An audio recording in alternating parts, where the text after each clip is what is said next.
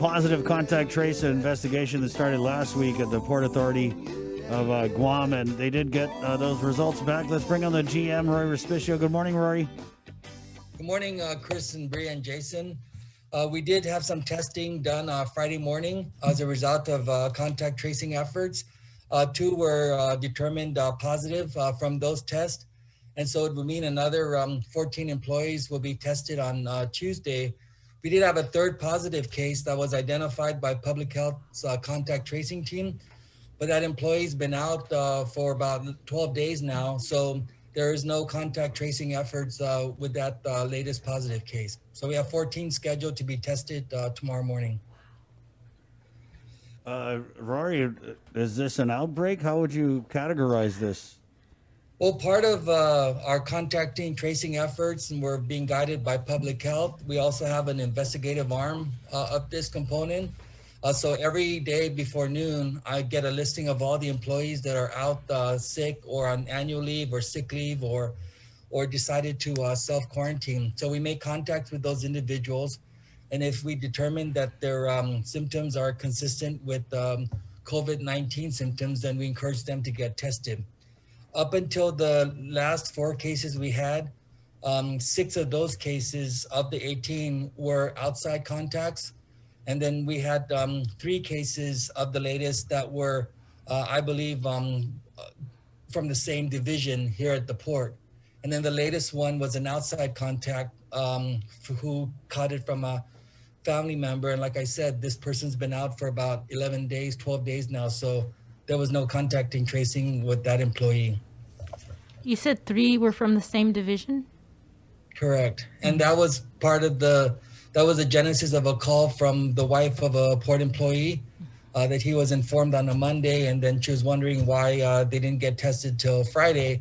And I want to thank you guys, and Chris in particular, for reminding her that because of the incubation period, Public Health, they don't schedule tests right away. They have to wait at least 5 to 7 days, at least. In that particular division, is there more than 3 employees? Or is there more, or is it just the 3? Just the latest were 2, but then we have about 4 from that division as of the last week and a half. So when all of those guys got tested on Friday, 2 of those individuals were positive, and so that led to another 14 total 14. About 7 from that division, and then the rest, 1 contact tracing efforts was from a individual from another division. But all port employees, so we report them as positive cases at the port. I'm sorry, was everybody in that division, did they all turn up positive? Only 2. 2, okay. Out of how many? Out of the 8 that were tested. Okay. And then on Saturday, we had learned that there were 2 more positives, but 1 from was another division, and then another one from another division. Okay. So we are getting a combination of both. We're getting from outside contacts, and then the latest was within that division. Has it affected operations at all? Operations is 100% operational. When we began the lockdown from the governor's directives, we were all hands on deck because of the supply chain. And in this latest lockdown, where the governor encouraged all the departments and agencies to limit population, what we've been doing is we've been doing just that. If there's a no vessel operation, we've been identifying employees within the division that are not directly tied to the supply chain at that particular time. So we've been able to downsize like on a Friday when there's no vessel operation. But overall, generally at the port, it's been all hands on deck. We have about 362 employees, and obviously we're not set up to telework. We can't move cargo from home. We can't do billing from home. So every single employee has been deemed essential. And we're very grateful to get the support of Public Health and Social Services. They do a really good job in allowing us to do our own contact tracing. And I'm happy that we are understanding what contact tracing is all about, because in this latest case from one division, that employee that's been out for about 12 days, Imagine if we had no idea of what contact tracing efforts are all about and the CDC guidelines, it would have been easy to let all of those employees not come to work. It would have been easy to have more employees tested, even though they're not subject to be tested based on those criteria. So when I got the information, I took the online test myself. I'm certified. I'm helping our employees who are doing contact tracing. Once I learned of that, and then we started investigating when the last day this employee was at work, it led to no port employees needing to be tested in that instance. Have you That's heard, how we're. I was going to ask you, have you heard whether or not any of your port employees that have tested positive, if there have been positives within their families? Yeah, majority of the positive cases at the port are from outside the port, like what I said. With the exception of these 3 employees in our latest case, they're from the same division. And then in our investigation, we learned that one of the cases, 2 employees were hanging out outside of work. And so we look at every single case. We try to understand how that employee could be contacted, could be infected rather when we contact them. And that's what we do. The component of contact tracing is the investigative arm, because our employees want to know how we believe they got contacted. And I did have a conversation with Nicole on Saturday. I thanked her for her courage in coming out, but I told her that her anxiety should be backed up with the facts and the protocols and how these people are determined. I told her it was not fair to say that public health didn't contact her.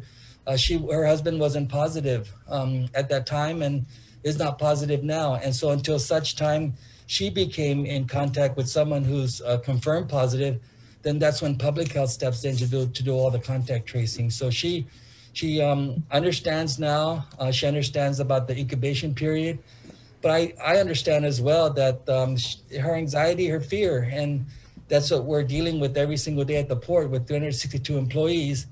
And then having to let them understand that we follow the CDC guidelines in addition to the governor and public health directives.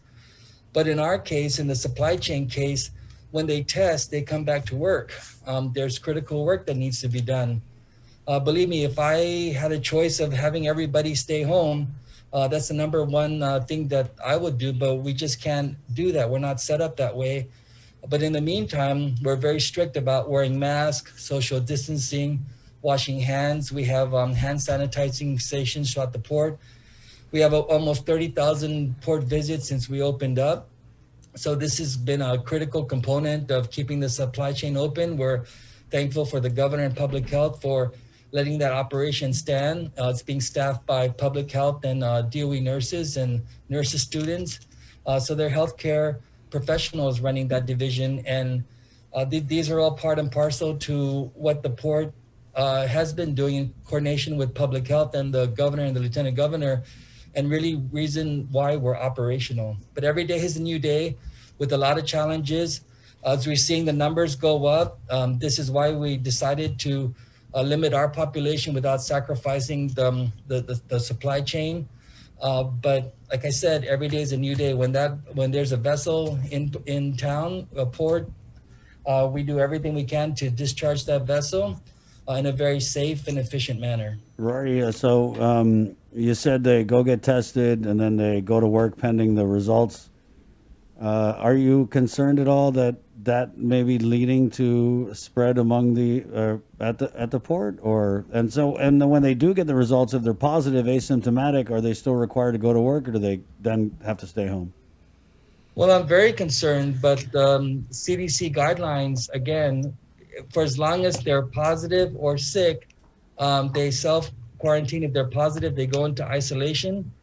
But again, it's about a message that has to be consistent. Maybe I'm only testing through public health about 8 employees.